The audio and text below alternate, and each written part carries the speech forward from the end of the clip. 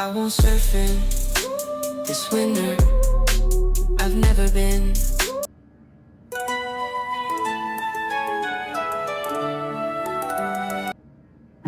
I drove past your parents' house.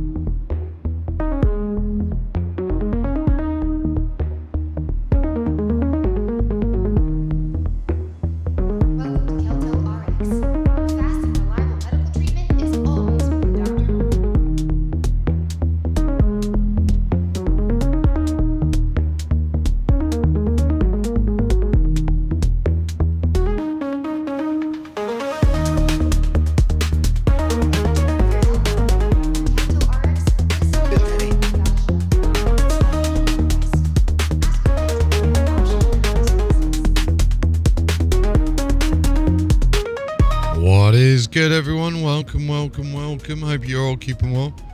We're going to be having a look at a game here called Starlancer, and we're going to be going and having a chat about some of the UFO stuff as well.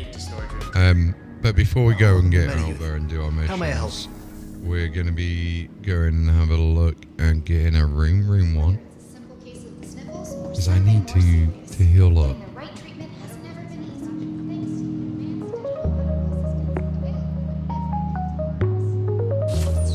How is everyone though? Hope you're keeping very, very well.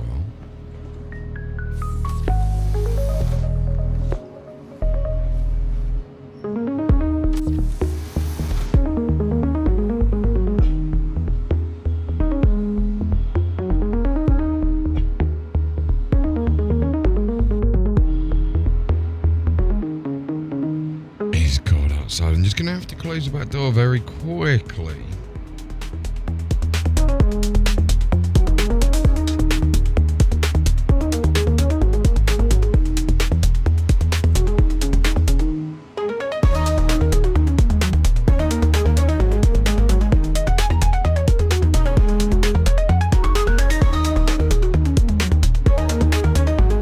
Go and get this video loaded up as well. State as it comes as authorities continue to investigate several reported drone sightings throughout our area in the last month. Fox 5's Lisa Evers is live in Mahwah, New Jersey with a 1 second, sorry, Stram. residents and lawmakers there. Lisa. Well, Bianca, the calls for action about the number of drones flying in the skies here in New Jersey.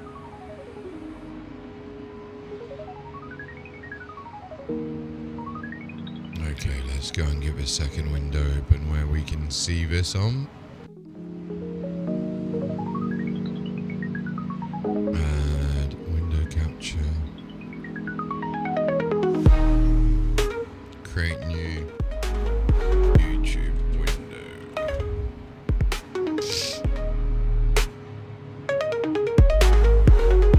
Here we go.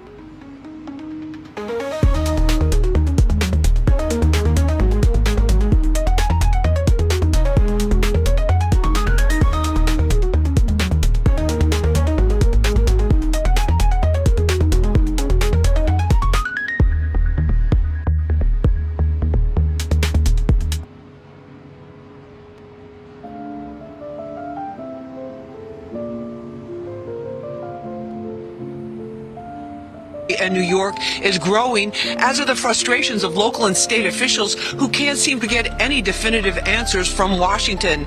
Now, with the busy air travel season upon us, there are great concerns about airline and air safety in general. Hundreds of sightings of drones appearing at night in the skies over New Jersey and New York for more than a month. Sometimes they're solo, but other times there are dozens of them, even flying in organized formations. Witnesses say they range in size, all of them unexplained. Some have been sighted over military installations and near airports. Over the weekend, Stewart International Airport in Orange County, New York, had to be temporarily shut down due to a safety threat from drone activity. Officials say the drones do not show up on the regular FAA flight radar screens, and Senator Chuck Schumer is asking Homeland Security to deploy drone detection technology, similar to what's been used to prevent airstrikes by birds. But New Jersey Congressman Josh Gottheimer has had enough. He's just moments ago, short time ago, he's calling on the feds to come clean. Here's what Gottheimer had to say. Later today, I'll be introducing a resolution in Congress calling on the FBI, the Department of Homeland Security, and the FAA, the lead agencies, to publicly brief on what they know about the drones. Not a paper statement, but actually get out there and do a proper public session where they review what they know and take questions. I believe the people who I represent, and as I've been saying for some time, the people in New Jersey, around the country, deserve clear answers. Soundbite? Yeah.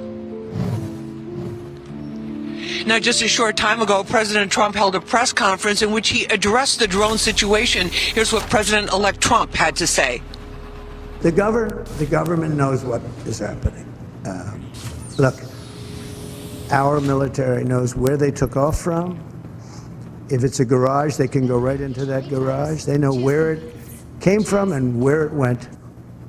And for some reason, they don't want to comment. And I think they'd be better off saying what it is. Our military knows and our president knows. And for some reason, they want to keep people in suspense. I can't imagine it's the enemy, because if it was the enemy, they'd blast it out. Even if they were late, they'd blast it. Something strange is going on. For some reason, they don't want to tell the people. And Now, the frustrations of the regular residents here who have to deal with this, not knowing what they're going to see in the skies or where they are, as well as the statements made by many people, professional law enforcement here on a state level, as well as military. So we're going to be having a look at one vehicle retrieval system. Drone sightings is also one video afterwards after this. Following this story very closely for you, so keep it locked here on Fox 5 and the Fox Local app. We're live in Mawa. I'm Lisa Evers, Fox 5 News. Bianca, back to you. Yeah, the lack of clarity and uncertainty sure is certainly frustrating. Lisa, thank you for the update on that. So we know that Let's we bring got in Republican Tennessee Congressman Tim Burton. another video here. Sorry, I'm just looking at the missions as well at the same time on this game. Let's have a look. Is that what they call themselves? Those people up there have had quite a few unidentified aerial phenomena. And it's the moon. They have shared a video. One of the news anchors shared it of these anomalous creatures. Casmo, you might even recognize this because I think you've been to this planet. Here we go. Look at it. Oh my God, it's a helicopter. There it is. It's so close, and it's going so. More large drone sighting. This one recorded over media. I've heard helicopters be called a lot of things, but drone is a little insulting, don't you think, Casmo? Yeah. I mean, well, is that a helicopter drone? I don't know. I can't tell. No, it's like a AW-169 from the New Jersey State Police. Well, if it's well, if it's the aliens, man, at least they have their strobes and nav lights on. Yeah, it's good of them to, acclimate to FAA regulations. I mean, if you're gonna get you no matter where you go, yeah. If you're gonna try to blend in, with us lowly Earthlings, let's put lights on these things. That's funny, guys. Check in with center. Yeah, exactly. Yeah, they get stuck behind the Southwest 737 on the star. Right, yeah. One of the rocket reports. Yeah. Go. Dude, I don't know what I was stuck behind the other day. We were leaving Toronto for some Agricultural supplies. I don't know what we were stuck behind, but we were just plotting. Wasn't that one? We needed one where we can get. We're always at like 8-0. We're like, It was that one, wasn't it? can we go higher? Like, what is that? Let's go back to Magnus Gateway. 10 minutes to catch up to him. I was like looking over the nose, trying to figure out what it was. Probably some American guy on a premium trip. He's like, well, slow her down. Yeah, slow her Slow her down. You mean Delta. Here's another one, another New Jersey drone sighting. He left. Enhance. My God. The aliens are flying Airwolf. Dude, they're beaming. here. Hey, they're beaming something up or down. Cattle. They're anally probing cattle right there. Whole life. It's a large drone. Silly gravity. We can't. Ugh. Yeah. No, you guys had that here. Yeah. Yeah. Again, I A mean, lot of these are just terrible videos, to be fair. nav lights and strobe lights. Probably man-made. What was it? What did they say in the Navy, Gaki? If you see red, Red right returning, right? Is that it? red right return. Green red, you're dead, right? Yeah. Red right returning. Yeah. Yeah. Yeah. That's all basic. I really remember. Yeah. It's basic stuff. I always do this. I go in this side now rather than the actual easiest side. Like, there's a lot of these people that are like now filming all of the air traffic because we're all, it's idiocracy, right? And that's fine because social media allows us to make fun of them. But the problem I have is there's a former KC-10 guy that I follow. It's like 737 Wrangler or something.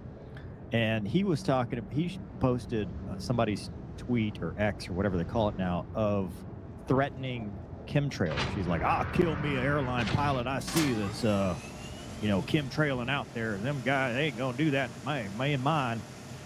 And so that we're just a step away from people popping off rounds at airliners Well, it's already happening, right? Yeah. No, I think we're already there, dude. We don't among us.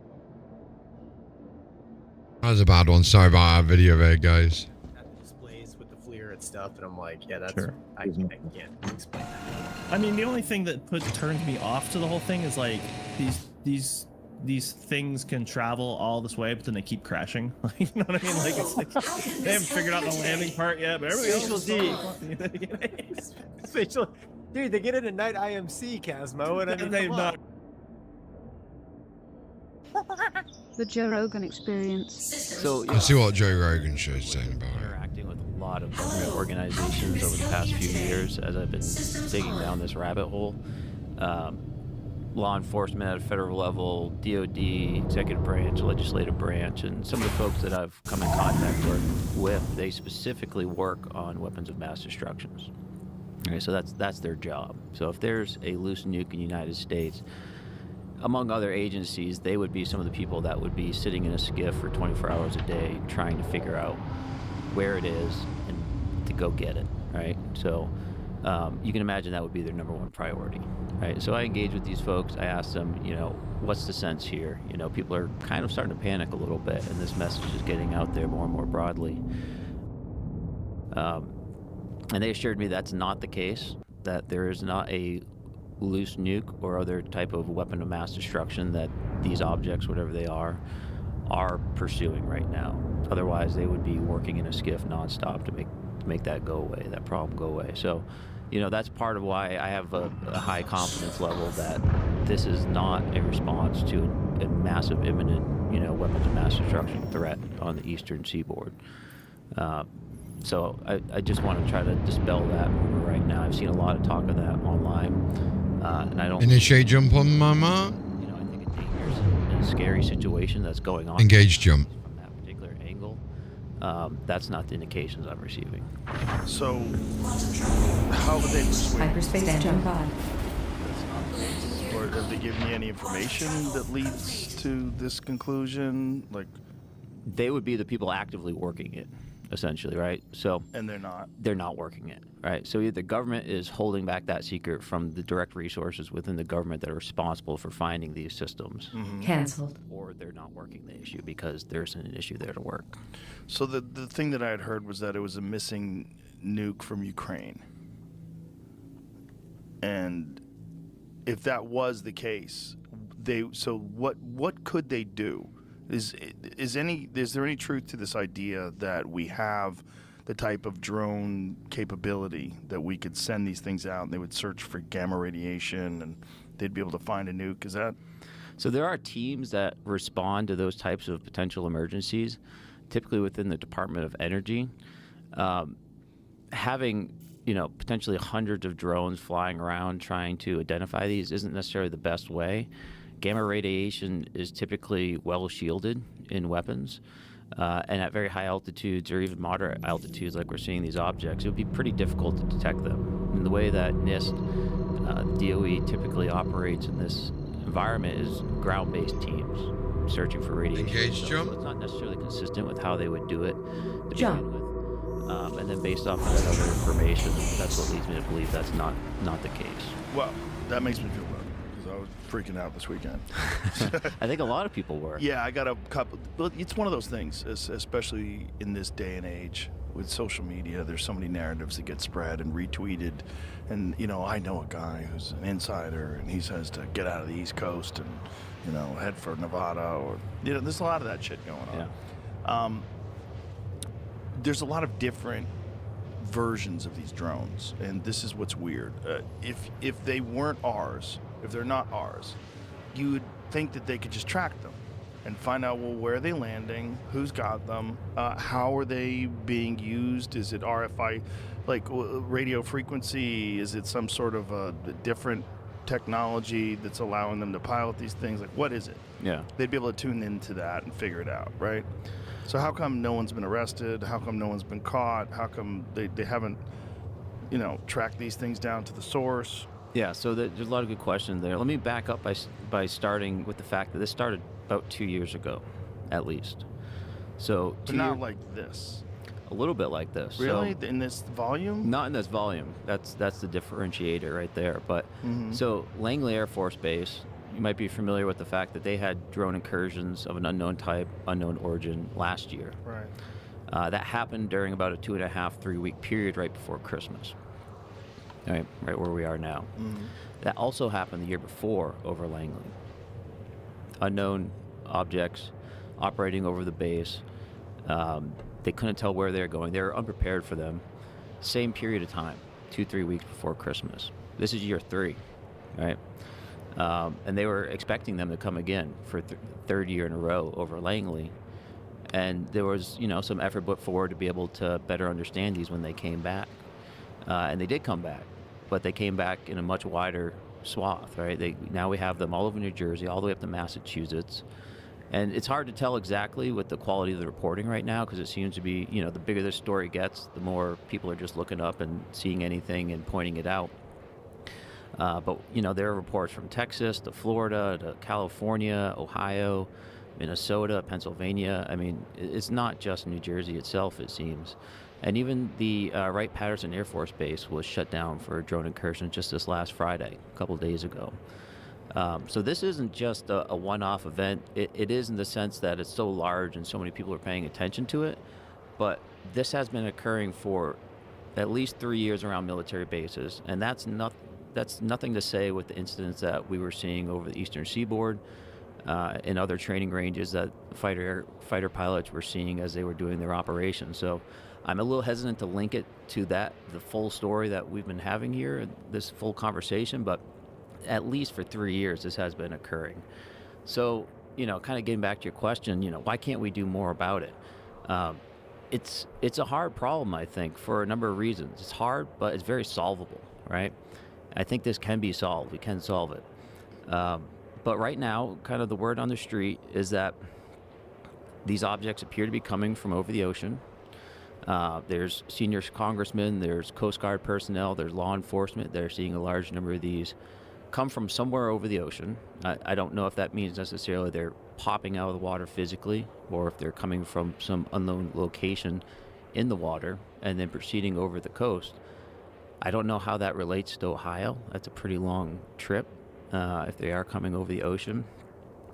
And from the videos I've seen and the conversation I've had, they are detecting these objects through kind of normal mechanisms like radar systems, optical camera systems. They are flying very low. In some cases, they seem to be operating as a group in the vicinity of each other, flying past each other, flying very up close to each other, and then proceeding to do whatever they are that they're doing. It's an unknown right now if they are emitting energy or not. So, like radio communications or their own maybe active sensor systems.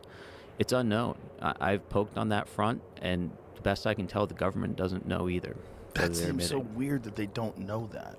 Like, it's Yeah. just disturbing that someone could operate these things and have, how many, what is the estimated number of them? That's a great question. At this point, I'm comfortable making a guess of probably over 800 or 1,000.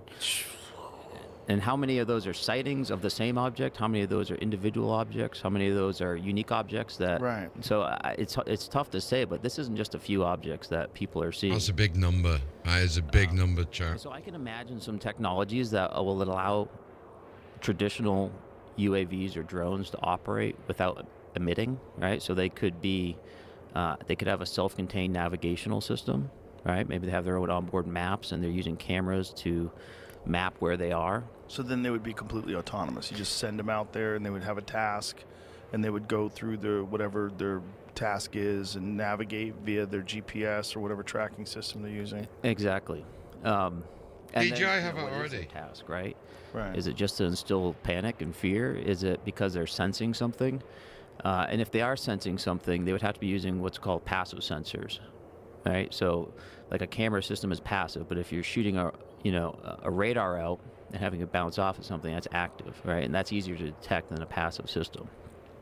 So I could imagine, a fully self-contained autonomous drone system that is doing something potentially with passive sensors that allows it to operate without emissions, which is going to make it harder to track. If they're doing it at night, if they do have passive systems, like some sort of an optical system, wouldn't that be hindered by the low light conditions, or do we have stuff that is able to detect whatever they're looking for at night? Yeah, depends what they're looking for, but ultimately there is tech. There's electro-optical systems, there's infrared camera systems, not unlike the jets or the systems that we had on my jet.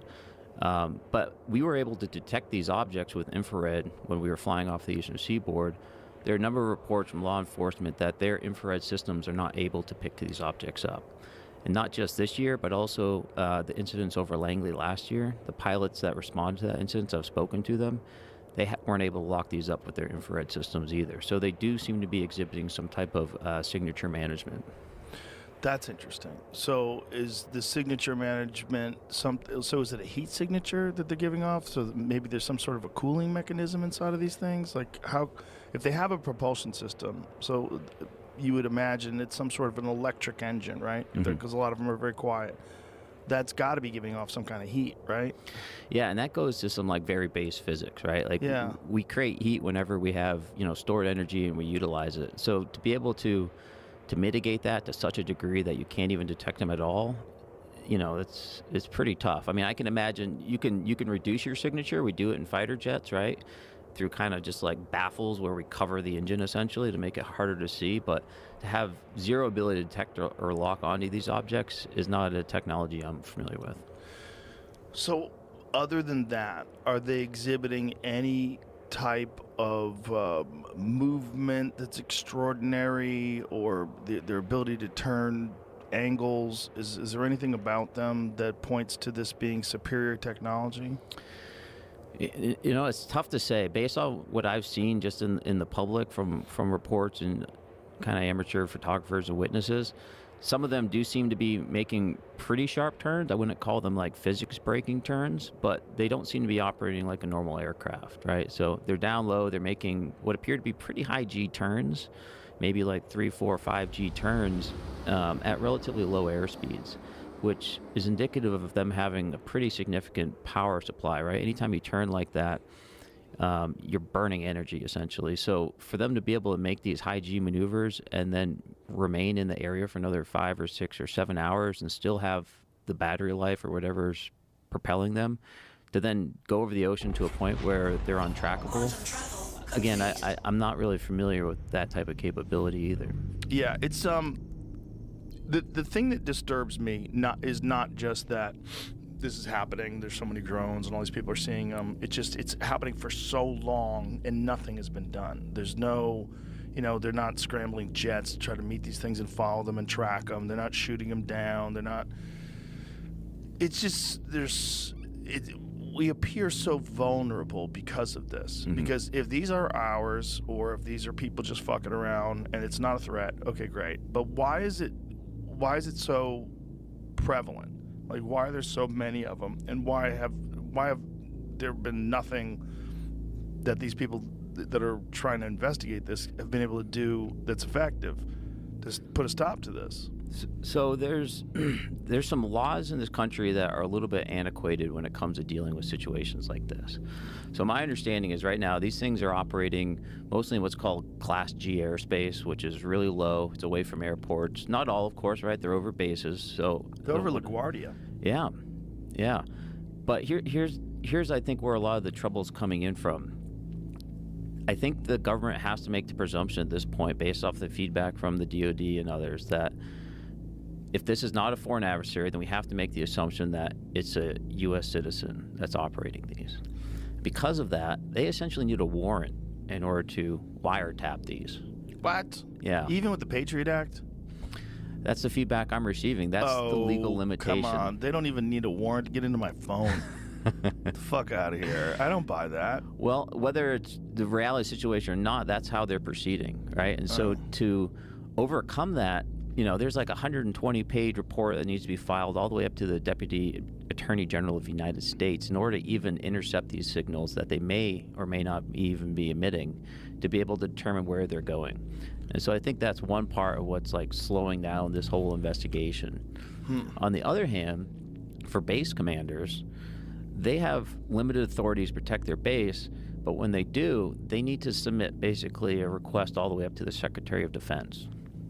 All right, so now you have this like super politically charged situation with a lot of risk of objects flying over the U.S. If they take action and shoot one of these down, even with the Secretary of Defense's permission, you know, they're on the hook if that thing takes out a school bus or otherwise damages someone's property. Or kill somebody. Yeah. Jamie, can you just do a quick search? Have there been drones that have been shot down? I haven't seen anything. I was there's a story from what today is this? 2 days ago. New Jersey lawmakers were having a press conference asking if the government could shoot one down so they can inspect it. So, like, I'm assuming they haven't shot one down if they're asking to shoot one down that day, you know?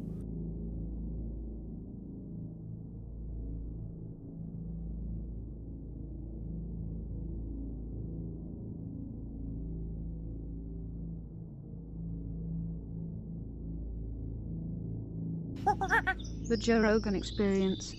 So, what year was your incident? And you have a very, very famous incident that's corroborated by actual evidence, which is one of the rare ones.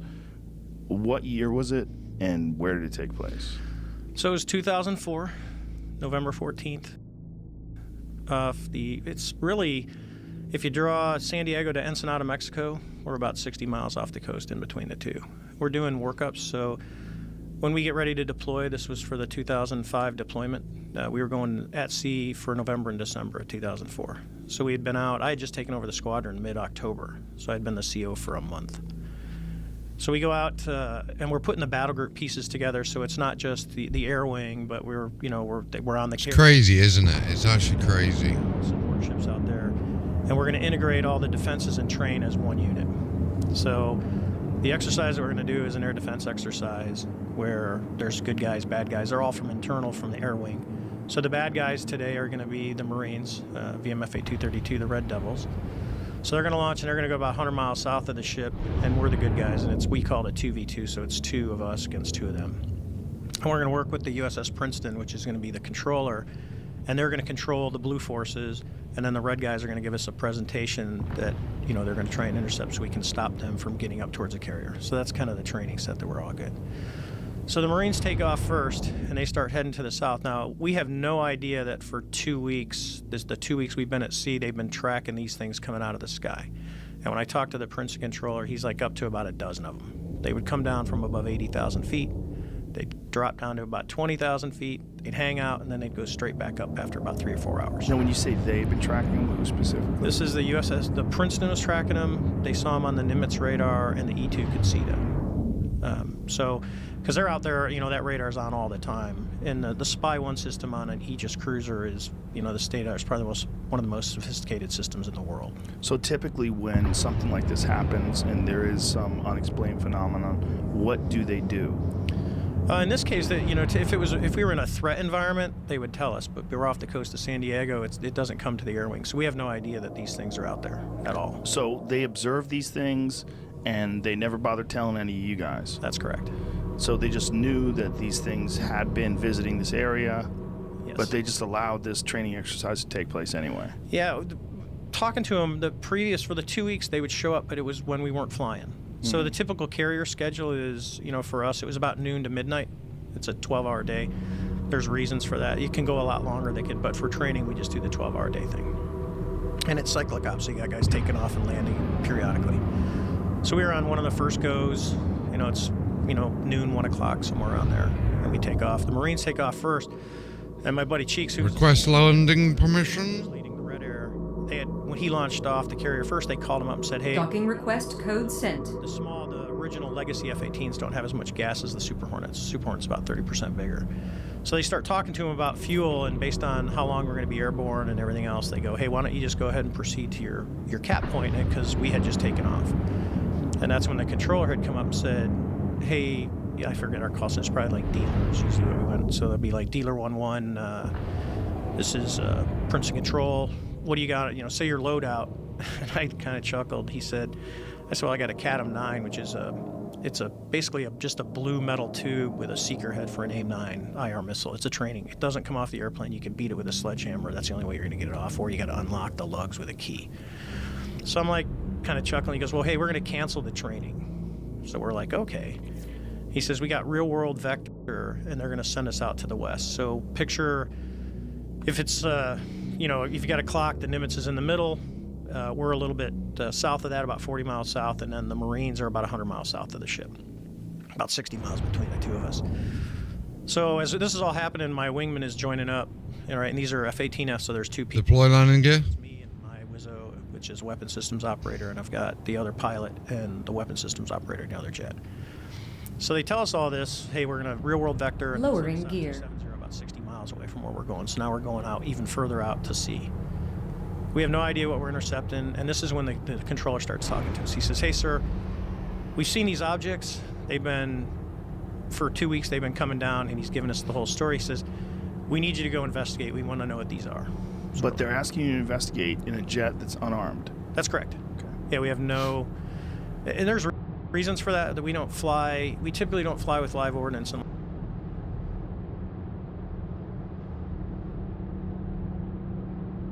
unless we're actually going into like a combat zone or we're on a training range and we're going to shoot something. And the reason is you can go through history of the Navy or Air Force.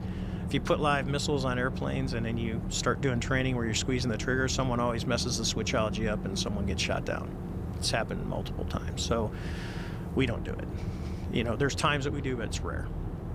So we start flying out to the west. Now I want you to think, because the other pilot has a, you know, when you talk to, it's out there, it was a female.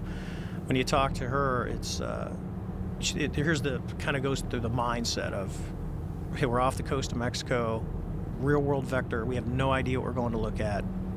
Probably drug runner, because you get the drug runners coming up the coast. So we're like, okay. So we drive out and they're calling down ranges. So they're telling us, hey, it's 270 at 30 miles at 20,000 feet. And it's, you know, and then you just count down the ranges. And we're talking back and forth the whole time.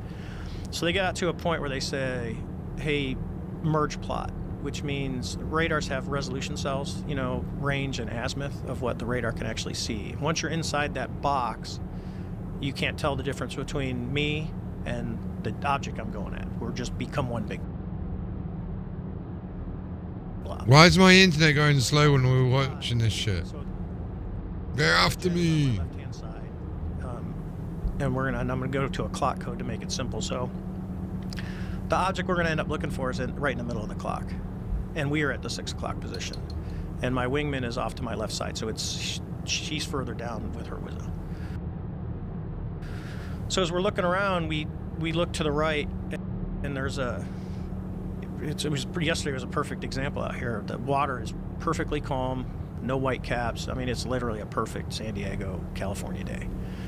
And we see white water, something like if you see a seamount, you know, rock underwater when you're standing on the shore and the waves are breaking over and you're like, what is that?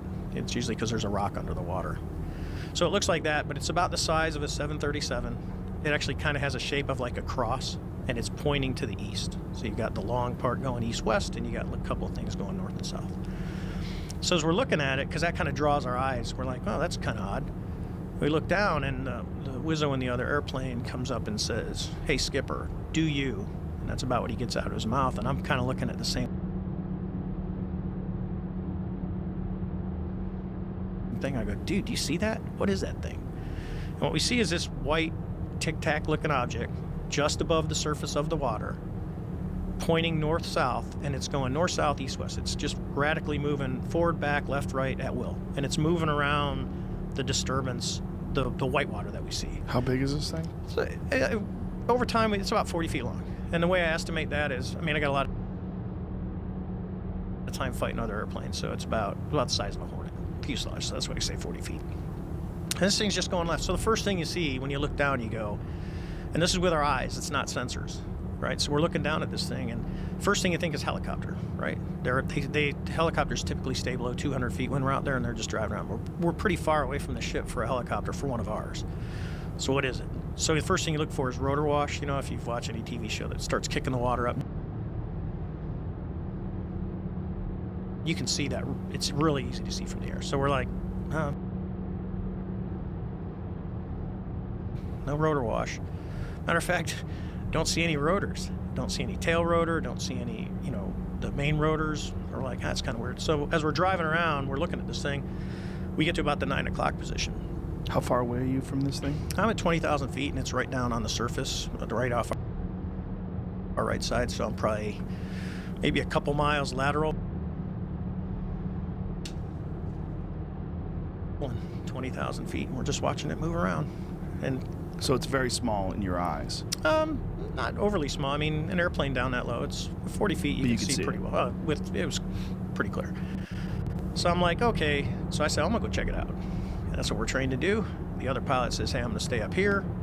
And I'm like, that's perfect. So now we'll get some separation. We'll get it from different views. And the other airplane will kind of have a God's eye view of everything that's going on as I go down and check this thing out. So I start driving around, and it's still doing its forward, back, left, right. It's still pointing north-south. We get to about the 12 o'clock position. I'm just in a nice, easy descent. And a reason, because I've been asked, can you go more aggressive? You can, but when you're out over water, the water looks the same at 20,000 feet as it does at 2,000 feet. You don't, so you can easily put yourself in a non-recoverable position if you're not paying attention and you go into the water. So I got this nice, easy descent. I get to about 12 o'clock, and as I'm coming down, I could guess probably about, 18,000 feet now, a couple thousand feet below the other airplane. The tic-tac just kind of rapidly goes boop and turns, so now it's kind of pointing east-west, and now it mirrors us. So it's above the surface, we're up high, we're coming down, it starts coming up. I'm like, well, this is getting interesting. So we kind of drive all the way around a circle, I'm descending, it's coming up, and I get over to about the 8 o'clock position on the clock, and it's over at about the 2 o'clock position. Well, the quickest way, as we know as kids, to get someone, you can keep going around the circle, nothing's going to happen. You cut across the circle. So I'm about, I don't know, probably 2,000 to 3,000 feet above it, and I just kind of drop my nose aggressively, and I cut across the circle, and it's coming this way. It's because I'm trying to fly to where it's going to be, because I want to join on it. I want to see how close I can get to it. Right. And as I'm pulling up, it's kind of starting to cross my nose, and it starts to accelerate, and within about less than a second, as I start to pull nose onto it and it crosses right in front of me, it just goes poof, and it's gone. So I call the other airplane, I said, hey, do you guys see that thing? And they're like, sir, it's gone. We don't see it at all. So I'm like, okay, that's kind of weird. So we don't see it, we're looking. At the same time, I say, hey, let's turn around and let's go back to see what was in the water. Was there something there? So we turn around, we're right there. We haven't gone anywhere. It's gone. Water's perfectly, there's no white water, nothing, it's just blue. I'm like, okay. So we turn back around, now we're heading back out towards the east, and I tell the controller, I first said, I'm kind of weirded out, and I told my backseater that. And we start heading back, and the controller on the Princeton comes up and he says, sir, you're not going to believe this, but that thing is back at your cap point. That was our original point where we were going to hold 40 miles south of the ship. So this thing has went from wherever we were at to, about 60 miles in, maybe 30, 40 seconds. It's already over there. And they didn't track it. It just appeared. It shows back up on their radar, and they go, it's here. So we're like, okay. So we fly back. We don't see it. We don't see it on our radar. We don't see it on any of our sensors. We do like 2 runs, and we come back to the ship and land. So as we're in we call it the PR shop, we're taking off our flight gear. One of my crews is getting ready to go out, and I think they were going to be on a tanker mission, but they had a targeting pod on board. So they launch off, and we're telling them about this before, and the backseater, Chad, says he's really determined he's going to find this thing. So he tells the pilot, hey, we're going to find this thing. So they're just out driving around, and in the back seat of a Super Hornet, there's no stick, but there's side stick controllers, and they're to control the sensors, because that's what the weapon systems guys do. And they can change displays really fast by just hitting a button, and it'll flip from the radar to the targeting pod. And the way the system actually works is when you see something on the radar and you designate it as your primary target, all the other sensors will look at that point. So everything is kind of synced together. So he picks up a hit on his radar, and he goes to lock it up, because I watched all the tapes. He goes to lock it up, and immediately the radar can tell, it gets signals back that it's being jammed. And technically jamming is an act of war. It starts jamming the radar, goes into a jam extrapolate, a bunch of stuff happens on the scope. Well, he's smart enough to castle to his targeting pod, and he takes a passive track, and that's the video that you see of the Tic Tac, where it's just sitting in the middle of the screen real quiet. So he does that, and he goes through. If you watch the video, if we had it, I'd go through it with you. But they go through all the different modes. So he goes, it's an IR and an EO. EO is TV. It's black and white TV camera. We can get the video right online. Mm-hmm. Yeah. Let's get the video, Jamie. Where would you? Can't show it to anybody. We can't show it on YouTube, but you can see it, and people will be able to go to it. You know what we'll do? Go to the video.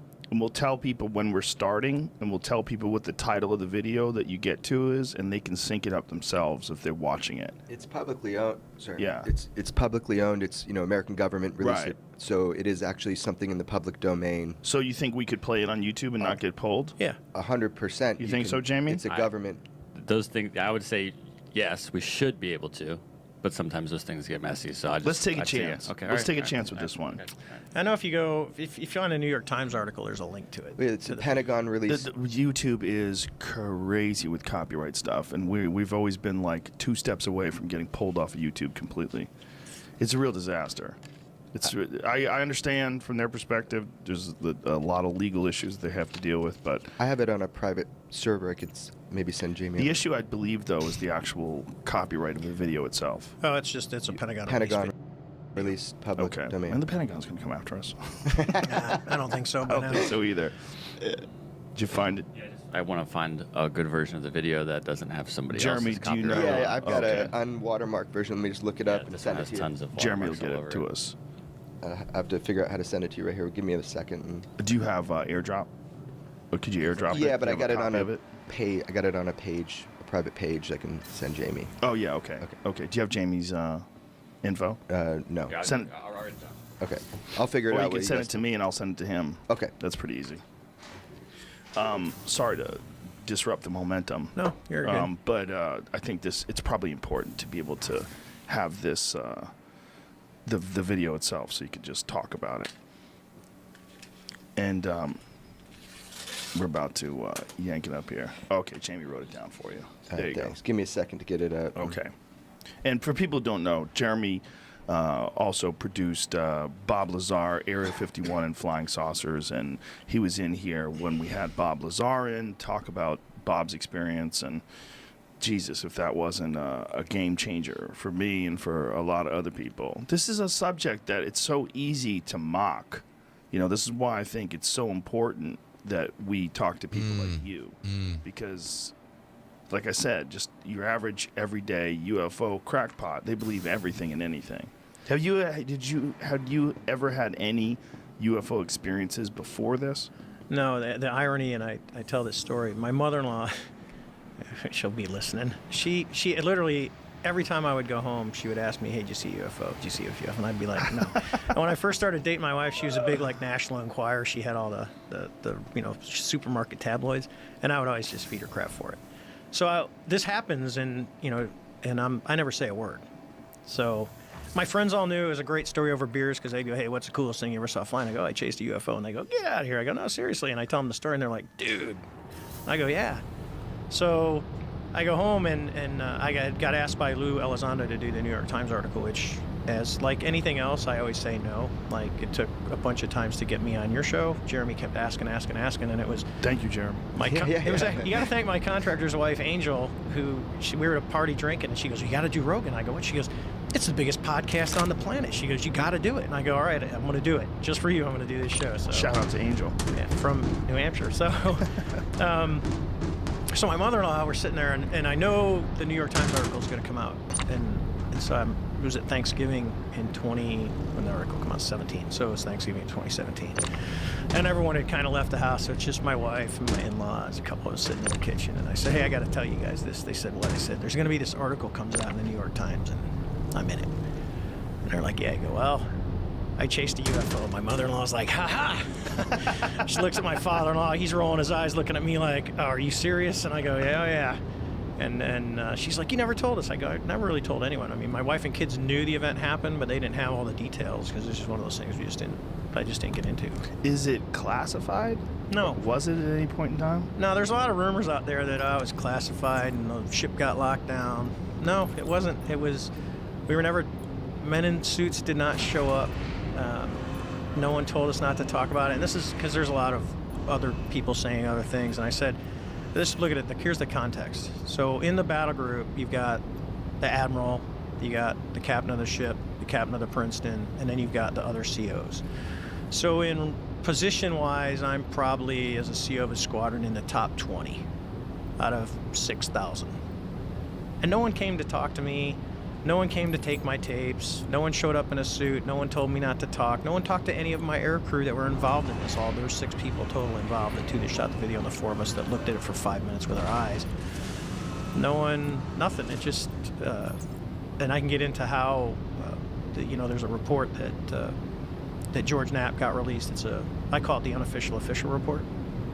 And I had met someone, and I'm like, hey, can you find anything out? I had this incident. And normally you tell people this, they look at you like, dude, what are you smoking?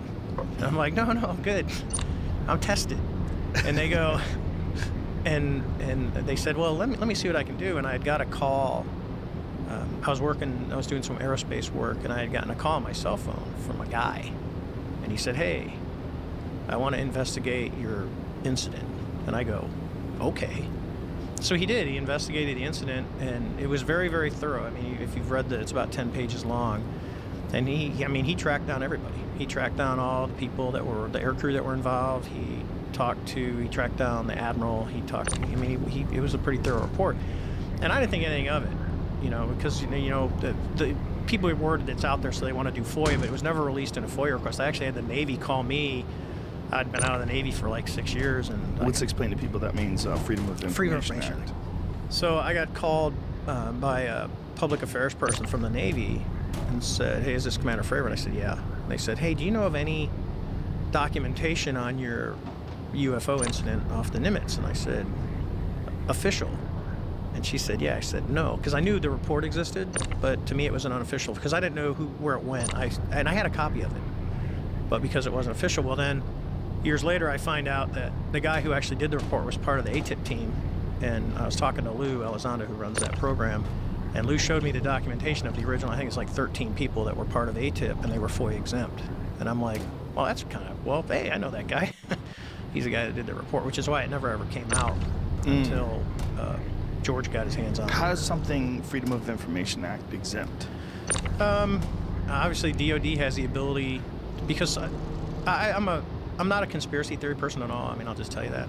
And I think there's reasons that the government doesn't tell the public everything. And I don't speak for the government, but I think there's a good reason for that not everything needs to go out to the public. But most of it does. And what they do is they put a clause on, hey, for this program or whatever we're doing, which would have been an ATIP program, the work that they do and what they find it's not releasable through Freedom of Information Act. There's probably other avenues to get that. And then you go, well, what really is freedom of information? Because I got into this I was talking to someone who's a conspiracy theorist, and they said, well, so-and-so wrote, and they're not getting any information on your event. I said, so what are they going to do? They're going to call up, you're going to put in your request for freedom of information. You go, here's what I want. It goes to some poor guy at the Pentagon who's like, I have no idea what this is, and he searches around, he doesn't find anything, he looks at his bud, and I go, for you, I go, hey, Joe, you got anything on the Nimitz incident? And you go, nope. And I go, okay, well, I didn't find anything. I looked, I did my due diligence, but I'm not going to spend the next 6 months of my life doing your research project for you. Right. So and you get nothing, and then you assume the government's covering up when the government really isn't. It just, the guys doing the research doesn't know where it's at or doesn't have access to it. So. Makes sense. Jamie, do we have the video? Okay. Here we go. Now, explain what are we seeing and why are we seeing it in this particular Okay, shade? so we'll just kind of go around. So if you look at the OPRs operate in the top left corner. NAR is narrow field of view, which is zoomed in. IR at the top middle, it means it's in infrared mode. So instead of seeing color, you're seeing temperature variations. And these things are extremely sensitive to in like tenths of degrees. They will tell you the difference due to color. So it'll go from black to white. So in this case, white is hot. So if you look down in the bottom left corner, it says WHT. That's white. It means white is hot. So the object that you're looking at is hotter than the sky around it. But what you also notice is there's no plumes. Now, if you're looking at an airplane, when you get closer, you'll actually see the exhaust coming out, and there will be a really glowing plume. That's important as we look at the video. And then most of the stuff on here you really don't need to know. What you can look at is the bottom right corner, it says 19,990 and a B. That's the altitude.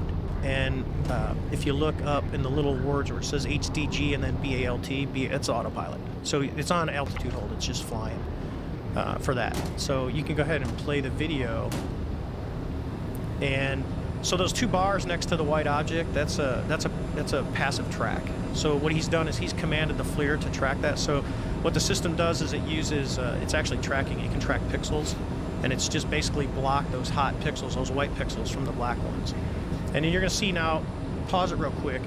So up at the top, see it went to a white screen with the black object. This is a black and white TV mode. And if you look at the top, it says TV.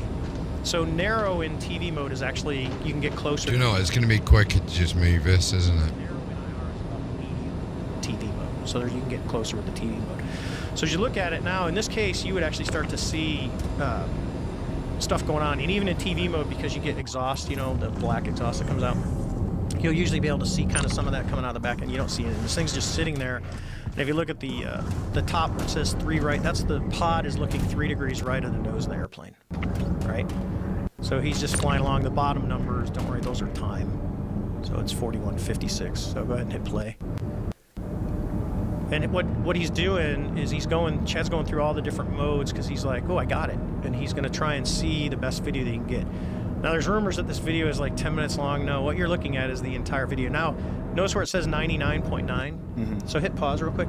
What that means is why he's got the pod, the targeting pod, because that's his primary sensor right now. The radar is still trying to look at this object and trying to range it, and the radar can't get ranging. So the object is doing something to say, I'm not giving you back, because it's just a Doppler radar, just like a police radar is a Doppler. It's trying to get a ranging on you, and it can't do it. So when it says 99.9, the radar cannot see this object right now. It's not allowing it to get ranging. And I think that's super important, Dave, the way he explained it to me. Active jamming compared to passive jamming. This is a technology that is actively jamming this system. Rather than something like stealth aircraft, which is the shape and the texture of the... Yeah, it's... Because everyone thinks stealth is invisible. It's not. It's a technology to basically make it harder for radars to see you. You know, and that's the whole thing. You know, if you look at, you know, airplanes that are nose on are harder to see than airplanes at the side. It's kind of like, think of a barn door. If you're looking at the whole barn door, it's really easy to see. If I turn the barn door sideways where it's really thin, it's going to be a lot harder for you to see it. Got it. So that's the easiest, most basic way to look at this. So keep going. You can play again. And you can look, the airplane is still sitting at 20,000 feet. It's doing 250 knots. He's going to go through different modes and try and lock it. And it's just kind of sitting, and all of a sudden, as the video goes on, I think it's a minute. Deploy landing gear. It's going to try and reacquire. It recenters the pod, so it's slowly drifting to the left. The Hornet is still going the same heading, just kind of hanging out, and they're just filming this thing.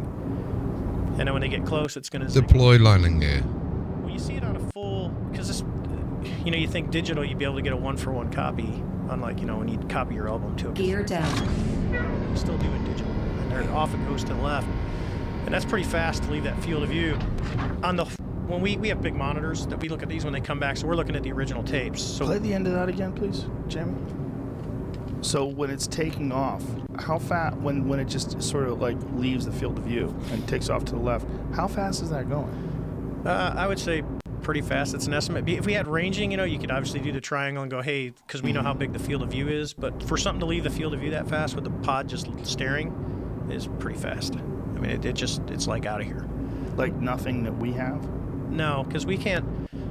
I don't care what airplane it is. So let's just use the F-22 Raptor. That's probably one of the. It's probably the best airplane in the world right now, performance-wise.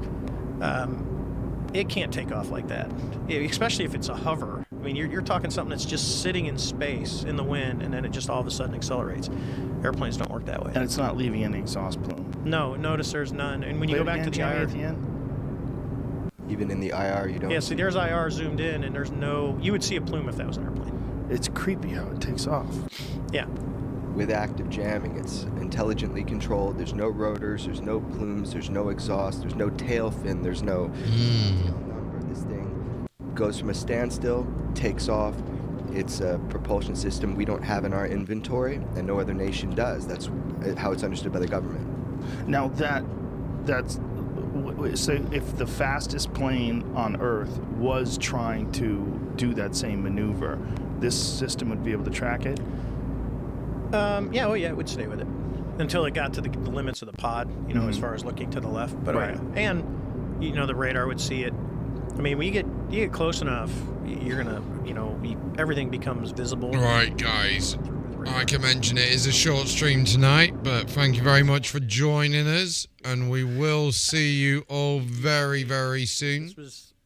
Much love and peace out. It's like when we saw it disappear when it flew in front of my nose. And I'm talking something, I'm within a half mile of it, looking at it.